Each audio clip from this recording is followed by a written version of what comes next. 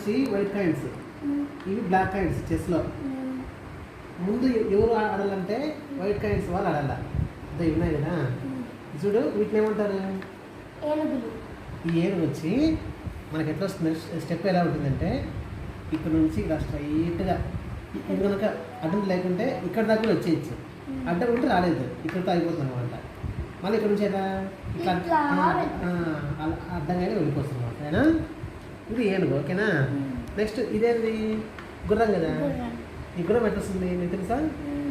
తెలియదు? చూడు, ఇది 1 కదా, ఇది 2, ఇది 3. ఇంగ్లీష్లో మనం ఎల్ రాస్తాం కదా, ఎల్. చూడు ఇక్కడ నుంచి లెక్కేస్తే ఇలా వస్తుంది 1 2 3. అంతే కదా, ఇంగ్లీష్లో మనం ఎల్ రాస్తాంలా, ఇలా ఇట్లా రాస్తాం కదా, ఎల్ షేప్లో వస్తుంది అనమాట. ఇక్కడికి కానీ నేను ఈ 2 పెడతా చూడు. సూపర్.